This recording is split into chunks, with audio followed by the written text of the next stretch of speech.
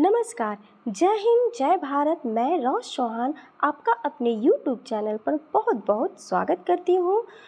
आज हम NCERT CBSE based geography class 8 chapter 3 यानी पार्ट 3 को यानी खनिज और शक्ति संसाधन को पढ़ेंगे। चलिए शुरुआत करते हैं।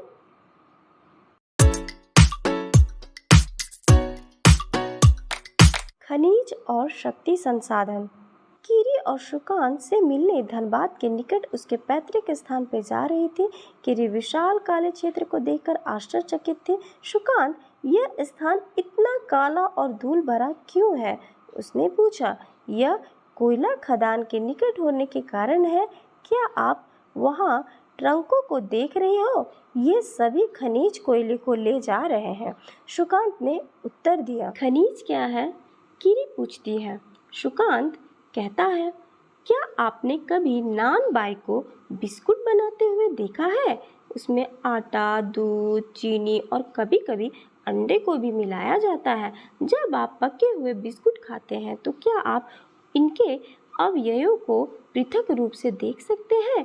जिस प्रकार बिस्कुट में मिली हुई कई वस्तुओं को आप नहीं देख सकती हैं, उसी प्रकार इस पृथ्वी पर चट्टानों में कई पदार्थ मिले होते हैं जो खनिज कहलाते हैं। ये खनिज पृथ्वी की चट्टान प्रॉपर्टी पर सभी जगह फैले हुए हैं। ओके माय फ्रेंड्स, यहाँ पर देखिए हमें कितने अच्छे तरीके से बताया गया है। बिस्कुट का एग्जाम्पल दे करके हमें ये समझाया गया है कि खनिज क्या होता है और खनिज को कैसे समझा जा सकता है। यहाँ पर हमें एक स्टोरी दी गई है कीरी और सुकांत की। कीरी जा रही है सुकांत से मिलने के लिए धनबाद में, और वहाँ पर वो धनबाद की वहाँ की जो स्थान को देख करके, धूल भरी स्थान को देख के वो थोड़ा आश्चर्यचकित है ना। आश्चर्यचकित क्यों है? क्योंकि वो जहाँ रहती है वहाँ पर इस तरीके से धूल भरी और काली काली मिट्टी या फिर काली काली इस टाइप का इतना डस्टेड एरिया नहीं है। लेकिन सुकांत के यहाँ है। ऐसा क्यों? क्योंकि वो कोलफील्ड एरिया है। यह सुकांत उसे समझा रहा है, क्योंकि वो पूछती है कि यह ऐसा इतना काला और धूल भरा क्यों है। तो सुकांत यह बताता है क्योंकि ये खदान के निकट होने के कारण ऐसा है। खदान किसे कहते हैं? तो खदान जहाँ पर खनिजों को निकाला जाता है, एक स्थान से दूसरे स्थान पर लेके जाया जाता है। तो वह पूछती है कि आखिर ये खनिज क्या है? खनिज को निकाला जाता है तो खनिज क्या है? कीरी के मन में यह सवाल उठा कि खनिज क्या होता है। खनिज को जानना चाहती है। तो सुकांत बताता है कि जिस प्रकार से वो एग्जाम्पल देकर एक बताता है कि नान बाई को जो बिस्कुट बनाते हैं जिसमें हम आटा, दूध, चीनी, कभी कभी अंडे का भी चलो मिश्रण होता है, जिस प्रकार जो भी वस्तुओं का इस्तेमाल करके वो अपने लिए बिस्किट को तैयार करते हैं, और लेकिन जब वो बनकर तैयार हो जाता है और हम उसे खाते हैं किसी भी प्रकार के बिस्कुट को, तो क्या हम जब खाते हैं तो उसके टेस्ट के अलावा क्या किसी और चीज़ को हम ध्यान में रखते हैं? क्या हम यह सोचते हैं कि उसमें क्या क्या अवयवों को प्रयोग किया गया होगा, है ना। अवयव कहने का तात्पर्य जैसे उसमें मिली हुई सारी वस्तुएं कि क्या क्या उसमें मिक्स होकर के तब हमें यह बिस्किट तैयार होकर के हमें ये खाने के लिए प्राप्त हो रहा है। तो यह हम नहीं सोच सकते, या हमें वो चीज़ दिखता नहीं है, वो वस्तु हम आसानी से देख नहीं सकते हैं बिस्किट बनने के बाद कि इसमें किस किस चीज़ का मिक्सचर करके ये बना हुआ है। तो इसी प्रकार से हमारा ये खनिज होता है। जो खनिज बनकर जब तैयार हो जाता है तो वो ऐसा नहीं है कि एक ही चीज़ से बनता है। पहली बात कि पृथ्वी पर जो चट्टान होती है, चट्टानों से मिक्स होकर के वो बनते हैं, ठीक है। हम जानते हैं अंदरूनी हमारे अर्थ के अंदर चट्टानें हैं, चट्टानों का टुकड़ों से होकर के ही धीरे धीरे वो अलग अलग फॉर्म में चेंज कन्वर्ट होकर के इतना बढ़ते हैं, ऊपर की ओर आते हैं। तो यह वो बताना चाहता है जो खनिज तैयार हो जाते हैं, जो खनिज होते हैं, तो उसी प्रकार से मिक्सचर बहुत प्रकार का हमारे अर्थ के अंदर यानी कि ज़मीन के अंदर मिक्सचर होते रहते हैं कई सालों तक, कई लाखों वर्षों सालों तक, और वही सब बन करके जो इकट्ठा होकर के टुकड़ों टुकड़ों में वो चूर होकर के जब वो इकट्ठा होकर के एक अलग रूप का किसी चीज़ का पदार्थ का जब वो रूप ले लेते हैं तो वही हमारा खनिज कहलाता है, जिनमें कि ये कोयला भी हमारे लिए खनिज हो गया। यहाँ देखिए कोयला दिया गया है आपके लिए कि कोयला को खदान में ट्रक पर, यहाँ पर दिया जाए है कि कोयला को खदान में ट्रक का भारण, ये कोयला को इस ट्रक में डाला जाया जा रहा है और डाल करके यहाँ पर एक स्थान से दूसरे जगह पर, यानी कि जहाँ पर इसको लेकर जाना है, जिस जगह पर कोयले का वर्क है, काम है, उसके ज़रूरत है, वहाँ पर वो अपना कार्य कर रही हैं। तो ये सारा खदान में होता है, जिसके कारण कोयला का वहाँ पर ज़्यादा रूप से प्राप्त होने के कारण उस ज़मीन में, इसलिए वहाँ का एरिया भी वैसा ही होता है, डस्टेड हो जाता है, क्योंकि उसमें काफ़ी ज़्यादा डस्ट भी होते हैं ना, धूल भी उसमें मिलते हैं और छोटे छोटे टुकड़े भी, और बड़े बड़े भी टुकड़े इतने ज़्यादा भी बड़े बड़े होते हैं जिन्हें उठा पाना इतना हाथों से आसानी नहीं होती बिना मशीनों के मदद से। तो ये ऐसा भी नहीं है कि एक ही स्थान पे नहीं, हर जगह ये उपलब्ध है, नहीं। यही तो बात है ना माय फ्रेंड्स कि प्राकृतिक जो खनिजें हैं ना वो एक स्थान पर हर प्रकार की नहीं मिलती हैं, हर जगह पर हमें अलग अलग प्राप्त होती है। ये धनबाद की स्टोरी थी तो धनबाद में मिल रही है, इसलिए हमें ये बताया गया। ऐसा ज़रूरी नहीं कि दूसरे राज्यों में भी ये मतलब होगा ही होगा। आगे चलते हैं। प्राकृतिक रूप से प्राप्त होने वाला पदार्थ जिसका निश्चित रासायनिक संगठन हो वह एक खनिज है। खनिज सभी स्थान पर समान रूप से वितरित नहीं है, वे किसी विशेष क्षेत्र में या शैल समूह में संकेंद्रित है। कुछ खनिज ऐसे क्षेत्रों में पाए जाते हैं जो आसानी से अभिगम्य नहीं है, जैसे आर्कटिक महासागर, संस्तरण और अंटार्कटिका। बोले ना, अभी मैंने जैसा आपको बताया कि एक स्थान पे ज़रूरी नहीं है कि जो हमें खनिज प्राप्त हो वो दूसरे स्थान पे भी हो, सेम टू सेम हमें प्राप्त हो, ऐसा बिल्कुल भी ज़रूरी नहीं है। हर जगह पर अलग अलग प्रकार के हमें खनिज प्राप्त हो सकते हैं। सेम टू सेम बातों को यहाँ पर भी हमें बताया गया है। खनिज विभिन्न प्रकार के भूवैज्ञानिक परिवेश में अलग अलग दशाओं में निर्मित होते हैं। वे बिना किसी मानवीय हस्तक्षेप के प्राकृतिक प्रक्रियाओं द्वारा निर्मित होते हैं। वे अपने भौतिक गुणों जैसे रंग, घनत्व, कठोरता और रासायनिक गुणों तथा विलेयता के आधार पर पहचाने जा सकते हैं। बिल्कुल सही बताया जा रहा है। खनिज की किस तरीके से हम उनका पहचान की किस प्रकार से किया जा सकता है वो आपको यहाँ पर बताया जा रहा है कि खनिज ज़रूरी नहीं, जैसे कोयला का कैसा होता है, उसका कोयला नाम क्योंकि वो ब्लैक है, तो काला जिस प्रकार का कहीं पर भी हमें इस प्रकार का कोयले की तरह जब हमें खनिज प्राप्त होगा तो हम समझ जाएंगे ये कोयला खनिज, ओके। लेकिन जरूरी नहीं कि कुछ जगह पर हमें यदि अलग प्रकार के विभिन्न प्रकार के मिले खनिज तो वो भी कोयला हो गया, ऐसा नहीं है। हर जगह पर हर अलग अलग, क्योंकि उसकी जो है ना मानवीय हस्तक्षेप, यहाँ पर कहने के तात्पर्य प्राकृतिक जो द्वारा निर्मित होते हैं वो अलग अलग होंगे हर जगह पर दशाओं के अनुसार, क्योंकि जहाँ का मौसम अलग होगा, ज़मीन अलग होगी, जलवायु अलग होगा, उसी प्रकार का वहाँ का खनिज भी हमें प्राप्त होगा। हम लोग जैसा कि मिट्टी में पाते थे ना कि मिट्टी बहुत अलग अलग प्रकार की होती है। ज़रूरी नहीं है कि इस राज्य में जहाँ पर मिट्टी हमें प्राप्त हो वही, जैसे यहाँ काली मिट्टी मिल रही है तो ज़रूरी नहीं है कि यहाँ भी इस राज्य में हमें काली मिट्टी प्राप्त हो। जलोढ़ मिट्टी या फिर पीली मिट्टी, कोई भी प्रकार की मिट्टी हमें प्राप्त हो सकती है, क्योंकि क्षेत्र के अनुसार वो मिट्टी का वहाँ पर जिस तरीके से बना होता है उसी प्रकार से यहाँ नीचे जो हमारे ज़मीन के नीचे जो चट्टानें हैं, चट्टानों का भी स्वरूप बदलता ही रहता है ना समय अनुसार, क्योंकि ये ऐसा नहीं कि एक समय में बन जाता है, 1 साल 2 साल में नहीं, इनको बनने में जिस तरीके से कई सालों वर्षों लगते हैं, लाखों वर्षों लगते हैं, और वह अपने पानी के अनुसार, जलवायु के अनुसार और अपने मौसम के अनुसार अपनी सारी चीज़ों को बदलाव आते हैं, उनमें अलग अलग प्राकृतिक बदलाव आते हैं, जिनका फिर उनका रंग, घनत्व किस प्रकार का उनका रंग होगा, घनत्व होगा कितना, उसमें घनत्वता होगा, कठोरता कितने वो कठोर होंगे, और रासायनिक गुण जहाँ जहाँ जिस प्रकार का पड़ेगा, इन सभी को पहचान किया जाता है ना। तो ये सभी के अकॉर्डिंग सभी चीज़ों का ध्यान रखते हुए उस जगह का वो चीज़ वैसा ही हमें प्राप्त होगा। जैसे कि यहाँ खनिज पर हम बात कर रहे हैं, सेम टू सेम जैसा हमने मृदा में पढ़ा था। यदि आपने मृदा का चैप्टर नहीं पढ़ा तो बिल्कुल मेरा मृदा वाला वीडियो देखिएगा, उसमें बहुत अच्छे विस्तार से मैंने समझाया है। आगे चलते हैं। यहाँ पर हम पाएंगे खनिजों के प्रकार। देखिए, हमें खनिजों के प्रकार को समझना बहुत आवश्यकता है। यहाँ से हमारा इतना क्वेश्चन भर भर कर आता है हमारे पेपर्स में, ये सिर्फ और सिर्फ आपकी क्लास में नहीं, कंपटीशन के एग्ज़ाम में भी, आगे भी जो भी बहुत सारे ऐसे एग्ज़ाम हैं, यूपीएससी ले लीजिए या टेट का एग्ज़ाम ले लीजिए, बहुत सारे ऐसे एग्ज़ाम हैं जिनमें हमारे ये क्वेश्चंस इनसे बहुत सारे बनते हैं, क्योंकि ये खनिज बहुत इंपॉर्टेंट चैप्टर है। खनिज एक बहुत इंपॉर्टेंट है और ये हर एग्ज़ाम्स में पूछे जाते हैं, तो इसे समझना बहुत आवश्यक है। चलिए इसे समझते हैं। खनिज के प्रकार। पृथ्वी पर 3000 से अधिक विभिन्न खनिज हैं। देखिए ना, 3000 से अधिक विभिन्न खनिज, हम सोचिए तो सोच नहीं सके होंगे।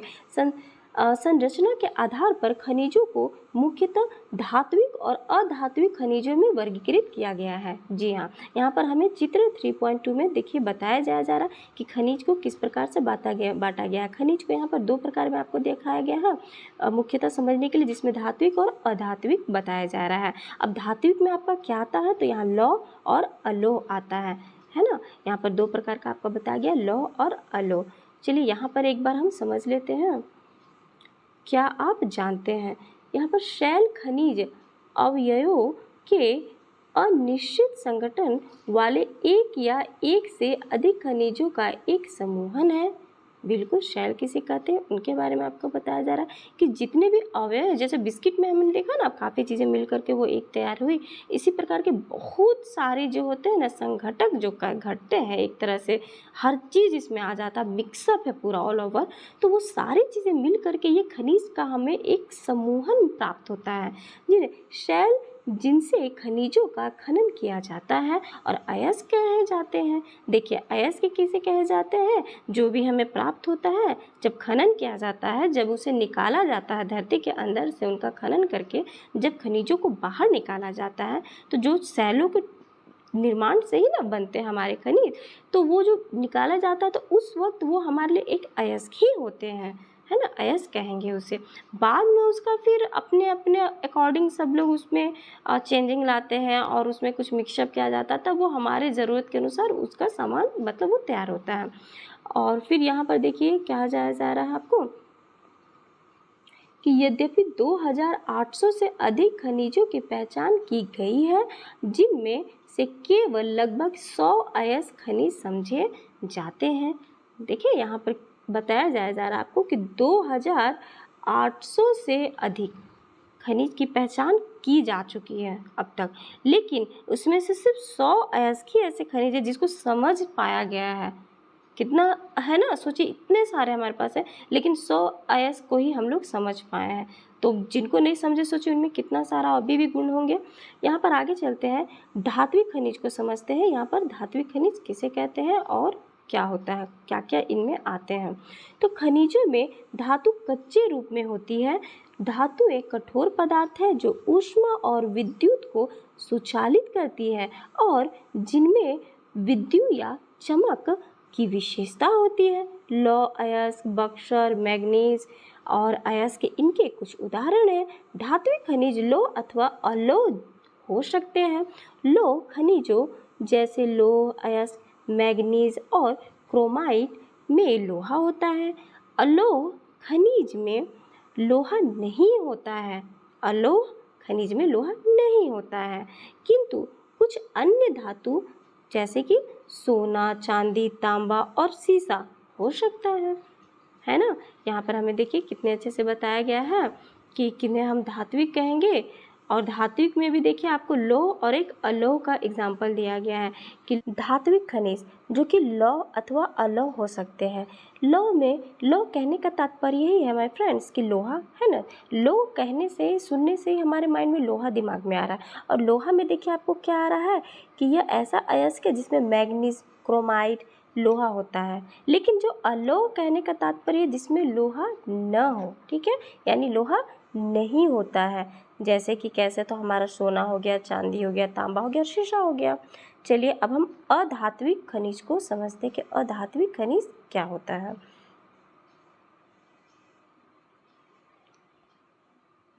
अधात्विक खनिज, अधात्विक खनिज में धातुएं नहीं होती है, जैसे चूना पत्थर, अभ्रक और जिप्सम इन खनिजों के उदाहरण हैं। खनिज ईंधन जैसे कोयला और पेट्रोलियम भी अधात्विक खनिज है। और खनिजों को खनन, प्रवेदन या आखनन द्वारा निष्कर्षित किया जा सकता है, जैसे चित्र 3.3 में हमें दिखाया गया है। यहाँ पर मैं फ्रेंड्स आपको बताया जा रहा है कि धात्विक और अधात्विक जो हमारा है, यानी खनिज का धात्विक में हमने समझा जिसमें लौह और अलोह, है ना, ये दोनों का मेन मुद्दा है। धात्विक में लौह और अलोह, लौह जिसमें लोहा पाया जाता है, अलोह जिसमें लोहे के गुण नहीं पाए जाते। अधात्विक में हमने जाना कि अधात्विक जो हमारा है, तो अधात्विक में हम देखेंगे जैसे कि यह एक तरह से धातुएं नहीं होती है बताया जा रहा है, ठीक है। जैसे कि हमारा चूना पत्थर हो गया, अभ्रक जो हमारे प्राप्त होते हैं, और ये सब जिप्सम जो होते हैं, ये हमारा अधात्विक खनिज के उदाहरण है, अधात्विक खनिज के उदाहरण है। और यहाँ पर हम देखेंगे तो कोयला और पेट्रोलियम भी अधात्विक खनिज ही है। और आपको चित्र 3.3 में यहाँ पर आपको खनन के प्रवेधन और आखनन द्वारा देखिए निष्कर्षित किया जाया जा रहा है, यहाँ दिखाया क्या जाया जा रहा है, खनिजों का निष्कर्षण। यहाँ पर हमें खनिजों का निष्कर्षण दिखाया जा रहा है, जिसमें कि खनन, प्रवेदन, आखनन। अब देखिए 3 भाग में ये बांटा गया है, ठीक है। 3 भागों में से जो हमारा खनन है, खनन में भी 2 भाग हमारा है, जिसमें विवृत खनन और कुपिकी खनन आता है। अब ये विवृत खनन क्या होता है और कुपिकी खनन क्या होता है, तो हम पहले इसे समझेंगे। खनन में इन दोनों को क्या कैसे कहते हैं, मतलब क्या होता है ये दोनों। तो पहले हम चलते हैं, पृथ्वी की सतह के अंदर दबी शैलों से खनिजों को बाहर निकालने की प्रक्रिया को खनन कहलाती है। अब ये खनन क्या होता है, माइंड में ये भी आया होगा हमारे पढ़ने के क्रम में। तो खनन किसी और को नहीं माय फ्रेंड्स, वेरी इजी है कि जो भी हमारी खनिज जो पृथ्वी के अंदर जो शैलें जो बनकर तैयार हो जाती है खनिज के रूप में, उन खनिजों को बाहर जो निकालने का जो प्रोसेस होता है ना, उसी को हम खनन कहते हैं। आखिरकार जो खनिज हमें प्राप्त होते हैं जिस भी जगह पे, जिस भी ज़मीन के अंदर, तो हमें उसे अपनी ज़रूरत के लिए बाहर जो निकालना है, तो वो बाहर निकालने की जितने भी प्रक्रिया, जिस भी प्रक्रिया से हम निकालते हैं, उसी को हम खनन कहते हैं। खनिज जो कम गहराई में स्थित है वे पृष्ठीय स्तर को हटाकर निकाले जाते हैं और इसे विवृत खनन कहते हैं। गहन वेधन, जिन्हें कूपक कहते हैं, अधिक गहराई में स्थित खनिज निक्षेपों तक पहुंचाने के लिए बनाए जाते हैं, इसे कूपकी खनन कहते हैं। यहाँ पर माय फ्रेंड्स आपको बताया जा रहा है कि हम देखे रहे हैं कि जो कम गहराई पर है, इट मीन्स कुछ खनिज ऐसे होते हैं जो जिनको काफ़ी ज़्यादा अंदर गहराई में हम नहीं कह सकते, ऊपरी छोर में हमें प्राप्त होते हैं। जैसा कि देखिए हम यहाँ पर आपको बताते हैं इस फिगर में। यहाँ पर देखिए माय फ्रेंड्स, यहाँ पर हमें खनन की विधि को बताया गया है। यहाँ पर जैसे कि विवृत अथवा धरातलीय खनन, विवृत किसे कहते हैं, विवृत जिसे भी, या फिर हम लोग एक धरातलीय खनन भी कहते हैं। तो ये काफ़ी अंदर की ओर इसे जाने की ज़रूरत नहीं पड़ती है, ये ऊपरी सतह पे ही हमें आसानी से प्राप्त हो जाती है। और हम इनको खनन करके, यानी कि कम हथियार या फिर कुछ मशीनों के थ्रू नॉर्मली हम इसे आगे का ऊपर का हटा करके धरातल को और अपना खनिज को बाहर निकाल लेते हैं।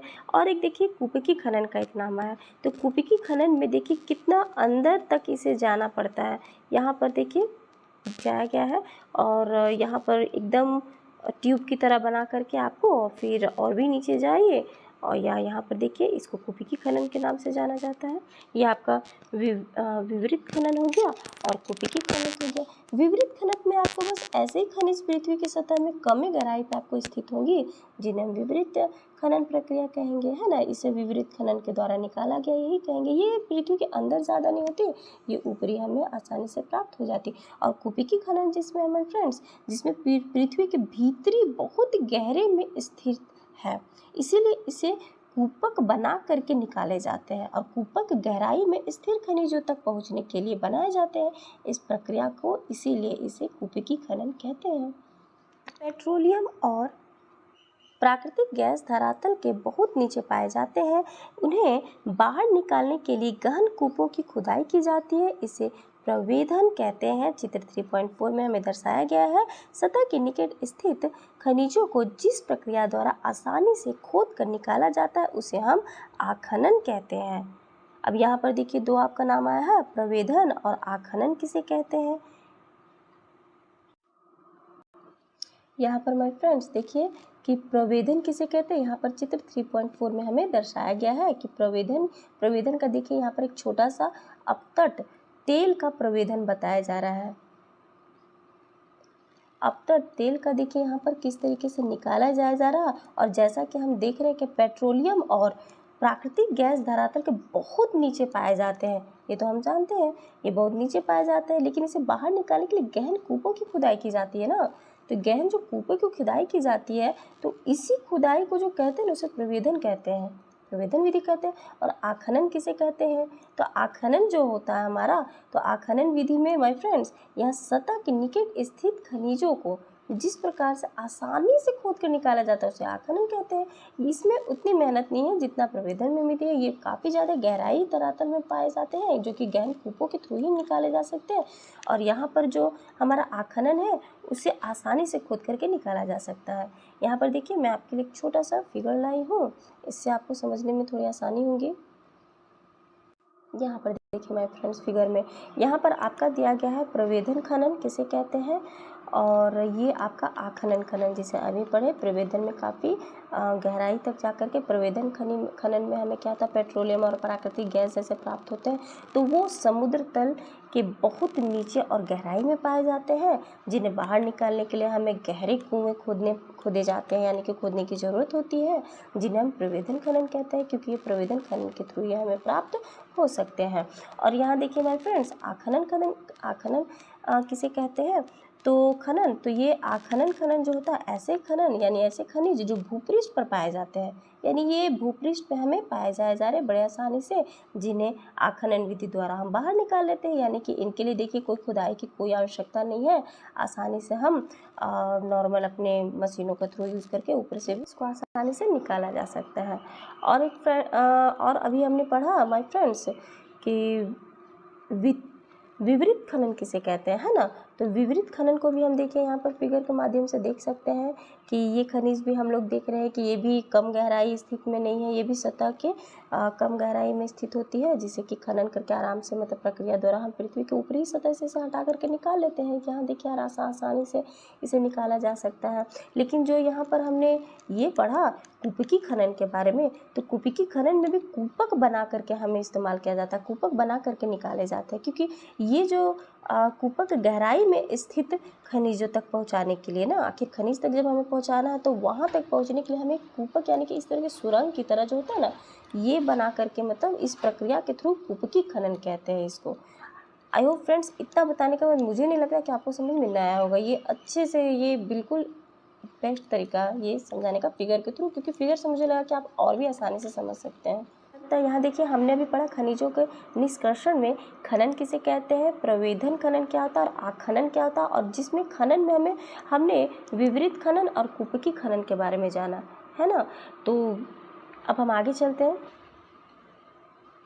आगे देखिए हमारे फ्रेंड्स यहाँ पर आपको एक बताया जा रहा है, क्या आप जानते हैं, इसमें बताया गया है कि आप शैल को देखकर बता सकते हैं यदि इसमें तांबा है, क्योंकि तब शैल का रंग नीला प्रतीत होगा। यह आपके लिए मतलब एक तरह से माइंड टेस्ट के लिए दिया गया है कि शैल को देख करके क्या आप ये जान सकते हैं कि मतलब तांबा का जो शैल है वो नीला रंग का मतलब प्रतीत होता है। खनिजों का वितरण। खनिज विभिन्न प्रकार के शैलों में पाए जाते हैं, कुछ आग्नेय शैलों में पाए जाते हैं, कुछ कायांतरित शैलों में, जबकि अन्य अवसादी शैलों में पाए जाते हैं। धातुई खनिज आग्नेय और कायांतरित शैलों समूह में, जिनमें विशाल पठारों का निर्माण होता है, में पाए जाते हैं। उत्तरी स्वीडन में लो अयस्क, ओंटारियो में कनाडा में, जैसे कि कनाडा में ओंटारियो है, में तांबा और निकेल के निक्षेप, दक्षिण अफ्रीका में लोहा, निकेल, क्रोमाइट और प्लेटिनम आग्नेय और कायांतरित शैलों में पाए जाने वाले खनिज के उदाहरण हैं। मैदानों और नवीन वलित पर्वतों के अवसादी शैल समूहों में अधात्विक खनिज जैसे चूना पत्थर पाए जाते हैं। फ्रांस के कॉकेशस प्रदेश के चूना पत्थर निक्षेप, जॉर्जिया और यूक्रेन के मैग्नीज निक्षेप और अल्जीरिया के फास्फेट संस्तर जिसके कुछ उदाहरण हैं। खनिज ईंधन जैसे कोयला और पेट्रोलियम भी अवसादी स्तर पे पाए जाते हैं। यहाँ पर देखिए हमें बताया जा रहा है कि कहाँ किस किस देश में या किस किस स्थान पर हमें किस किस प्रकार के खनिज प्राप्त होते हैं। और यहाँ पर सबसे इम्पॉर्टेंट आपको मेरे फ्रेंड्स यह भी बताया जा रहा है कि यहाँ पर हमारे जो खनिज विभिन्न शैलों में पाया जाता है, जो शैल जो सबसे इम्पॉर्टेंट है जिन्हें मैंने बताया, जहाँ से इस खनिज का निर्माण होता है, शुरुआत होता है, वह भी समझना बहुत आवश्यक है। जहाँ शैल जिस प्रकार के होंगे उसी प्रकार के हमें वो खनिज प्राप्त होंगे। जैसे कुछ जगह पे देखिए हमें आग्नेय शैल प्राप्त होते हैं, कुछ जगह पर हमें कायांतरित शैल प्राप्त होते हैं और अन्य जगह पे हमें अवसादी शैल प्राप्त होते हैं। हमने क्लास 6 में शैलों के बारे में पढ़ा था ना कि किस किस प्रकार के चट्टानें होते हैं ये चट्टानें, और किन किन भागों में इनका किस किस प्रकार से मतलब उपयोग किया जाता है या किस तरीके से वो बाद में जाकर वो निर्माण होते हैं। तो उन्हीं में यहाँ आपको बताया जा रहा है। और साथ में आपको धात्विक खनिज जो अग्नेय और कायांतरित शैलों में समूह में विशाल पठारों में निर्माण होते हैं वो भी आपको देखिए इस जगह पे बताया जा रहा है, उत्तरी स्विट्जरलैंड में, जो कि लो आइस के रूप में है। ठीक है, कनाडा जिसे ओंटारियो के नाम से जानते हैं, वहाँ आपको तांबा और निकेल मिलेंगे। और दक्षिण अफ्रीका में आपको लोहा, निकेल और क्रोमाइट और प्लेटिनम अग्नेय शैल और कायांतरित शैलों में पाए जाने वाले वहाँ पर खनिज उदाहरण आपको मिलते हैं। जहाँ पर हम मैदानी क्षेत्र में आ जाए तो मैदानी में नवीन वलित यानी पर्वतों के अवसादी जो शैल होते हैं, अवसादी शैल होते हैं ना, वो अवसादी शैल जो मैदानी क्षेत्र होते हैं उस जगह पे हमें एक तरह से अधात्विक खनिज प्राप्त होता है। जैसे अधात्विक खनिज क्या है, जैसे चूना पत्थर पाए जाते हैं। और हम फ्रांस की बात करें तो फ्रांस में भी हमें देखने को प्राप्त कॉकेशस प्रदेश में चूना पत्थर, और जॉर्जिया, यूक्रेन में हमें मैग्नीशियम, और अल्जीरिया में हमें फास्फोरस संस्तरण, ये सब हमें देखने को प्राप्त खनिज ईंधन प्राप्त होते हैं। और कोयला, पेट्रोलियम, ये सब औषधि स्तर पे हमें पाए जाते हैं। यहाँ पर देखिए माय फ्रेंड्स, आपको मैप दिया गया है और मैप के थ्रू आपको ये समझाया जा रहा है यहाँ लोहा, तांबा और बॉक्साइट के बारे में यहाँ पर बताया जा रहा है। सभी एरियाज़ के बारे में देखिए, पूरा वर्ल्ड मैप आपको बताया गया है जिनमें कहाँ कहाँ कौन किस किस प्रकार के खनिज प्राप्त है, ये इस फिगर के माध्यम से आपको बहुत अच्छी तरीके से बताया जा रहा है। यह आपका हर एरिया को देखिए दर्शाया जा रहा है।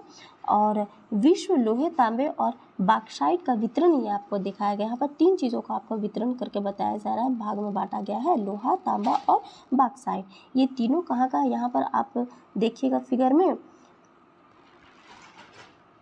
में आप यहाँ देखिएगा तो आपको यहाँ पर लोहा किस प्रकार का है और तांबा किस प्रकार का है और बॉक्साइट किस प्रकार का फिगर दिया गया है। ये आप यहाँ छोटा सा यह डब्बा में देखिए बनाया गया है, आपको यहाँ पर सिंबल दिया गया है 3 प्रकार का। और ये लोहा का जो सिंबल है, जहाँ जहाँ आपको प्राप्त दिख रहा है, समझिए इस जगह पर, यह सारे जगह पे हमें लोहा प्राप्त होते हैं।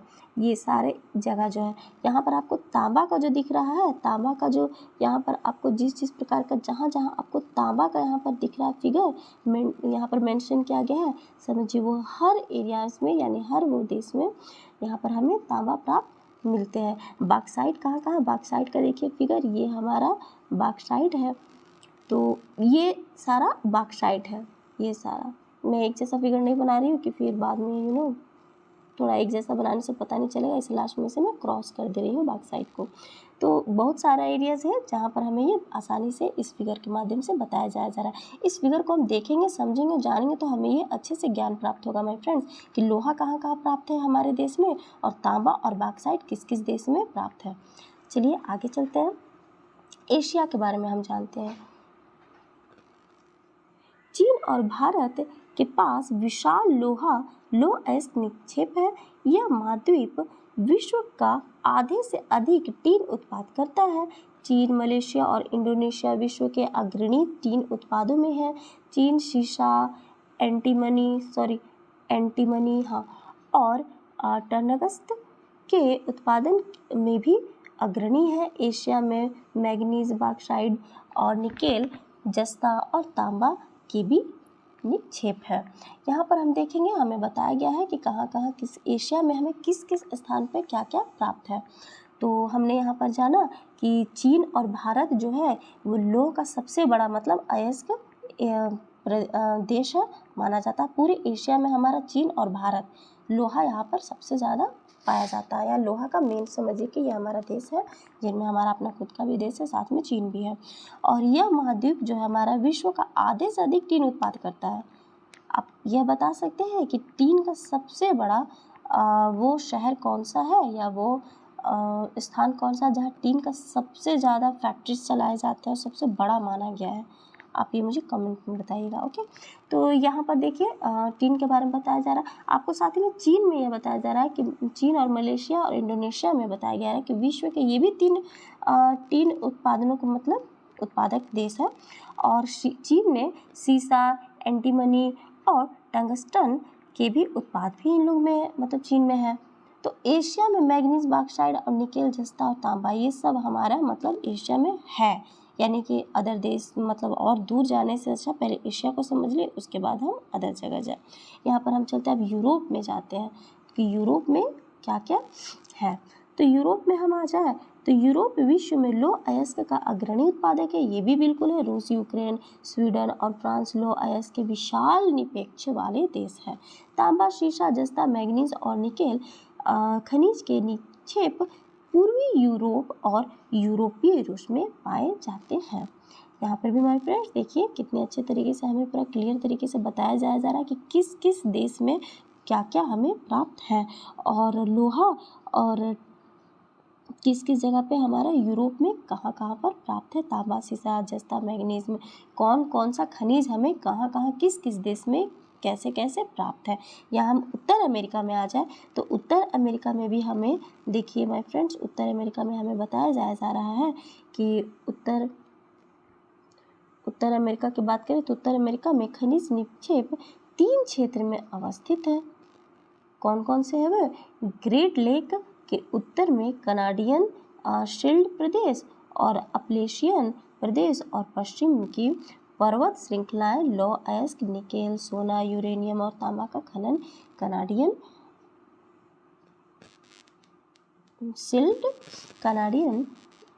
शील्ड प्रदेश में और कोयले का अपलेशियन प्रदेश में होता है। पश्चिमी कार्डिलेरा में तांबा, शीशा, जस्ता, सोना और चांदी के विशाल निक्षेप है। यहाँ पर हमें यदि हम इन सारे पॉइंट्स को माय फ्रेंड्स याद कर ले एक कॉपी और पेन में अच्छे से विस्तारित तरीके से, किस किस देश में यानी कौन कौन से हमारा खनिज किस किस देश में कहाँ कहाँ से और किस किस प्रकार का प्राप्त होता है, यदि ये हम याद कर ले तो हमें नहीं लगता माय फ्रेंड्स कि हमें किसी भी एग्जाम में कहीं से भी क्वेश्चन किया जाएगा कि कौन सा खनन में या फिर कौन सा आपका खनिज किस किस मतलब आपका देश से प्राप्त होता है या किस जगह से आपका प्राप्त होता है, आप इस चीज़ को बताएं तो हमें नहीं लगता कि हम उसमें बताने में फिर भूलेंगे। लेकिन हाँ ये भी बात है कि इसे इतना आसान से ये याद भी होने वाला नहीं, इसके लिए प्रैक्टिस की ज़रूरत है, थोड़ा याद करने की, देखने की, समझने की, और बिना पेपर पेन के ये थोड़ा सा मुश्किल हो सकता है। तो उसके थ्रू हम समझे तो ये हमें आसानी से समझ में आएगा। हम दक्षिण अफ्रीका में चलते हैं। दक्षिण अफ्रीका में देखिए क्या क्या है, तो ब्राज़ील विश्व में उच्च कोटि के लौह अयस्क का सबसे बड़ा उत्पादक है। चिली और पेरू तांबे के अग्रणी उत्पादक है। ब्राज़ील और बोलीविया विश्व में टीन के सबसे बड़े उत्पादकों में से हैं। दक्षिण अमेरिका के पास सोना, चांदी, जस्ता, क्रोमियम, मैग्नीज, बॉक्साइट, अब्रक, प्लेटिनम, एस्बेस्टस और हीरा के विशाल निक्षेप भी है। खनिज तेल वेनेजुएला, अर्जेंटीना, चिली, पेरू और कोलंबिया में पाया जाता है। यहाँ पर देखिए कितना अच्छे से हमें बताया जा रहा है। यहाँ पर मेन प्रॉब्लम यह है ना माय फ्रेंड कि हर एक स्थान के अनुसार एक एक खनिज का याद रखना ये थोड़ा सा कष्टदायक है, ये मैं कहूँगी, क्योंकि हर एक एक पॉइंट को तो इंसान माइंड में ऑलवेज नहीं रख सकता है बिना प्रैक्टिस का। इसके लिए मोर प्रैक्टिस की ज़रूरत है, थोड़ा सा हमें ध्यान देने की ज़रूरत है कि दक्षिण अफ्रीका में सबसे पहले पता होना चाहिए कि किस किस जगह पे हमें कौन कौन से प्राप्त होते हैं खनिज। तो यहाँ पर चांदी, जस्ता, क्रोमियम, मैग्नीज, बॉक्साइट, अब्रक, प्लेटिनम, एस्बेस्टस और हीरा ये सब बताया जा रहा है। और खनिज तेल वेनेजुएला में भी बताया जा रहा है, वेनेजुएला में भी और अर्जेंटीना में भी, चिली, पेरू, कोलंबिया ये सब में भी। तो हमें इन सब के नाम भी पता होना चाहिए कि क्या इन सब में मिलता है और कौन कौन सा किस किस जगह पे हमें प्राप्त होता है। अफ्रीका की हम बात करें तो अफ्रीका में भी हम जान जाते हैं कि क्या क्या चीज़ें हमें प्राप्त होता है। तो अफ्रीका में खनिज संसाधनों में धनी है। देखिए अफ्रीका धनी है ना, किस चीज़ में धनी है? तो खनिज में ये धनी है। जैसे क्या क्या कौन कौन से खनिज यहाँ अफ्रीका में हमें मिल जाते हैं, तो यह हीरा, सोना, प्लेटिनम विश्व का सबसे बड़ा उत्पादक देश है। हर देश के पास अपना अलग अलग मतलब कुछ न कुछ ऐसा उत्पाद है जिसके वजह से वो विख्यात है अपने स्थान और अपने ज़रूरत को लेकर के। क्यों? क्योंकि उनके पास वो चीज़ें हैं जो हमारे पास नहीं है, जो हमारे पास है जो उनके पास नहीं है, तो उनके थ्रू हम हर चीज़ को समझ सकते हैं। दक्षिण अफ्रीका, जिम्बाब्वे और जायरे विश्व के सोने का एक बड़ा भाग उत्पादित करते हैं। तांबा, लोहा, अयस्क, क्रोमियम, यूरेनियम, कोबाल्ट और बॉक्साइट दक्षिण अफ्रीका में पाए जाने वाले अन्य खनिज तेल नाइजीरिया, लीबिया और अंगोला में पाए जाते हैं। यहाँ पर हमें ये भी बताया जा रहा है हमारे फ्रेंड्स कि कहाँ पर क्या क्या प्राप्त होता है। यहाँ पर हम ये भी जाने कि धनी है तो हीरा, सोना, प्लेटिनम, ये सभी विश्व में सबसे बड़ा उत्पादक देश है अफ्रीका, जिसमें जिम्बाब्वे और जायरे विश्व के सोने का एक बहुत बड़ा भाग उत्पादित करता है। तांबा, लोहा, अयस्क, क्रोमियम, यूरेनियम, कोबाल्ट और बॉक्साइट दक्षिण अफ्रीका में पाए जाने वाले ये खनिज है ना। कुछ दक्षिण अफ्रीका में भी ये पाए जाने वाले हैं और नॉर्मल यानी कि हम अफ्रीका की भी बात कर रहे हैं। ऑस्ट्रेलिया विश्व में बॉक्साइट का सबसे बड़ा उत्पादक है। यह सोना, हीरा, लौह, अयस्क, टिन और निकेल का अग्रणी उत्पादक है। यह तांबा, सीसा, जस्ता और मैग्नीशियम में भी संपन्न है। पश्चिमी ऑस्ट्रेलिया के कालगुरली और कूलगार्डी क्षेत्र में सोने के सबसे बड़े निक्षेप हैं। यहाँ पर ऑस्ट्रेलिया के बारे में आपको बताया गया है और ये भी देखिए इसमें बताया जा रहा है कि पश्चिम ऑस्ट्रेलिया में क्या प्राप्त है, कहाँ पर, और ऑस्ट्रेलिया में ये बॉक्साइट का सबसे बड़ा उत्पादक भी है। यह भी पूछा जा सकता है कि बॉक्साइट का सबसे बड़ा उत्पादक देश विश्व में कौन सा है। अंटार्कटिका, विभिन्न खनिज निक्षेपों पूर्वानुमान से कुछ संभवतः विशाल के लिए अंटार्कटिका का भूविज्ञान पर्याप्त रूप से सुप्रसिद्ध है। ट्रांस अंटार्कटिका पर्वत में कोयले और पूर्वी अंटार्कटिका के प्रिंस चाइल्ड पर्वत के निकट लोहे के महत्वपूर्ण मात्रा में निक्षेपों का पूर्वानुमान किया गया है। लोहे, अयस्क, सोना, चांदी और तेल भी वाणिज्यिक मात्रा में उपलब्ध है। कहाँ उपलब्ध है? तो अंटार्कटिका में हमें ये सारे के सारे देखिए कितने अच्छे से प्राप्त होते हैं। अब यहाँ पर आपको बताया जा रहा है कि खनिजों के उपयोग के बारे में हम पढ़ेंगे। खनिजों का उपयोग कई उद्योग में होता है, जैसा कि अभी हमने ऊपर से पढ़ा, बहुत सारे उद्योगों में होता है। और कहाँ कहाँ प्राप्त होता है, अब तक हमने ये पढ़ा कि किस किस स्थान पे कौन कौन से खनिज प्राप्त होते हैं। लेकिन ये जो प्राप्त होते हैं तो उनका उपयोग कैसे होता है, किस जगह पर होता है और किस किस चीज़ों में, किन किन चीज़ों में होता है हमारे लिए, तो हम उनके बारे में जानेंगे कि इनका उपयोग कहाँ कहाँ किस प्रकार से किया जाता है। तो खनिजों का उपयोग कई उद्योग में होता है। रत्नों के लिए प्रयोग किए जाने वाले खनिज प्रायः कठोर होते हैं। कैसे होते हैं? कठोर होते हैं। इनमें आभूषण बनाने के लिए विभिन्न शैलियों में जड़ा जाता है। ये हम भी आभूषण जो पहनते हैं जरूरी नहीं कि वो एक ही खनिज का मतलब उपयोग करके बनाया गया है, काफ़ी अलग अलग खनिजों का भी उसमें मिश्रण करके बनाया जाता है। जो हमारे आभूषण होते हैं उनमें कुछ कुछ में तांबा एक अन्य धातु है जिसका उपयोग सिक्के से लेकर के पाइप तक प्रत्येक वस्तु में किया जाता है ना। देखिए कितने सही बात है। कंप्यूटर उद्योग में प्रयुक्त होने वाले सिलिकॉन क्वार्ट्ज से प्राप्त किया जाता है। एल्यूमिनियम से उसके अयस्क बॉक्साइट से प्राप्त किया जाता है का उपयोग ऑटोमोबाइल और हवाई जहाज, बोतल बंदी उद्योग, भवन निर्माण और रसोई के बर्तन तक में होता है। देखिए कि हम ये सारी की सारी चीज़ें हम जो भी रोज़ाना या हमारी ज़रूरत का हर वो जो भी सामान हम वस्तुएं उपयोग करते हैं, हर वस्तुओं में हमारा कोई न कोई खनिज मिश्रण है। उसमें खनिज का मतलब हर खनिज को मिक्सअप करके हमारे सामने उन्हीं चीज़ों को, हमारे वस्तुओं को बनाया गया है हमारे लिए खनिजों का। अब हमने अभी तक यहाँ पर उपयोग देखा, कुछ हमारे सामने कुछ छोटे मोटे एग्जांपल हमें अभी जो दिए गए बुक के माध्यम से समझने के कि हम उपयोग इनका किस किस प्रकार से कैसे कैसे कर सकते हैं। तो यहाँ पर हमारे सामने खनिजों का उपयोग भी दिखाया गया, हमें बताया गया कि कहाँ पर क्या क्या से। यहाँ पर आपके सामने एक रत्न का एग्जाम्पल दिया गया कि रत्न के माध्यम से भी आप जान सकते हैं, कठोर तो होता है, ये हम जानते हैं आभूषण कठोर होता है क्योंकि वो कठोर सेलों से बना हुआ। कंप्यूटर का भी आपके सामने यहाँ तांबा, ये सब सारे जो आपके एग्जाम्पल्स दिए जा रहे हैं कि हमारे लाइफ में किस किस प्रकार से मतलब उपयोग होते हैं ये खनिज। तो और इतना ही नहीं, हमारे लाइफ में जैसे लो अयस्क हो गया, तो लो अयस्क का भी बहुत सारे लोहा से रिलेटेड हर चीज़ में हमारे लिए उपयोग होता है। बॉक्साइट से रिलेटेड चाहे वो आप भवन निर्माण से, बर्तन, बिजली उपकरण, सभी तारों और सभी चीज़ों से वो मतलब हमारे सामने आता है। अभ्रक ले लीजिए, अभ्रक को हम लेंगे तो अभ्रक का भी बहुत चीज़ों में, हमारा पेंट करने में, स्नेह करने में प्रयोग किया जाता है। यहाँ पर ऊष्मा, विद्युत, हर चीज़ में वो।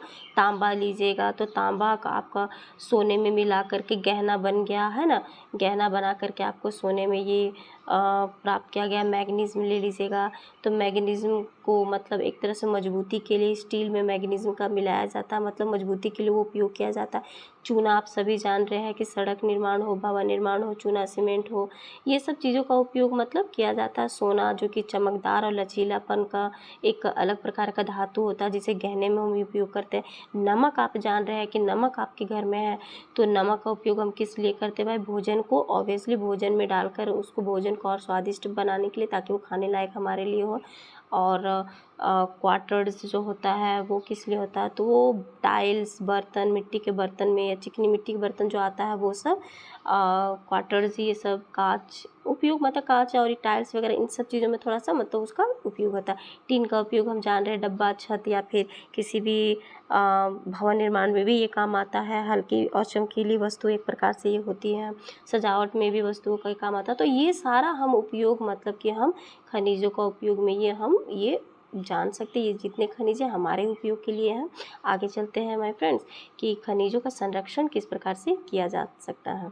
खनिज अनवीकरणीय संसाधन है, तो खनिजों के निर्माण और संचयन में हजारों वर्ष लग जाते हैं। यहाँ पर अनवीकरणीय संसाधन बताया जा रहा, हम पढ़े ना नवीकरणीय अनवीकरणीय क्या होता है, तो ये अनवीकरणीय संसाधन है।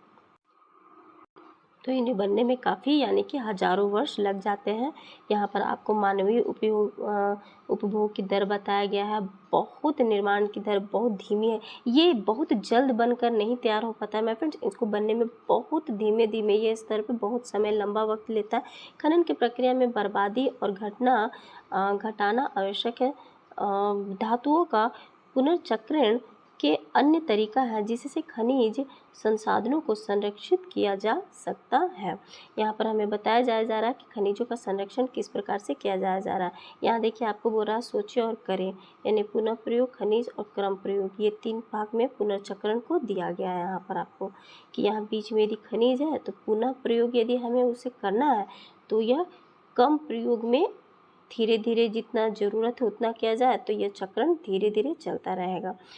और यहाँ पर हमें खनिजों का संरक्षण में बताया गया बहुत इंपॉर्टेंट पॉइंट्स है माय फ्रेंड्स। इन सब चीज़ों को हमें याद भी रखना चाहिए, साथ साथ समझते हुए भी चलना चाहिए।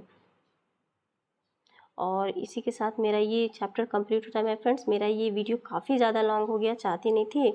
कोई बात नहीं, इसके आगे का जो मेरा पार्ट होगा जिसे हम शक्ति संसाधन को जानेंगे, तो ये मैं नेक्स्ट पार्ट में डालूँगी। अभी के लिए मेरा इस पार्ट में खनिज और शक्ति संसाधन में इतना ही। देखने के लिए वीडियो बहुत बहुत आपका धन्यवाद।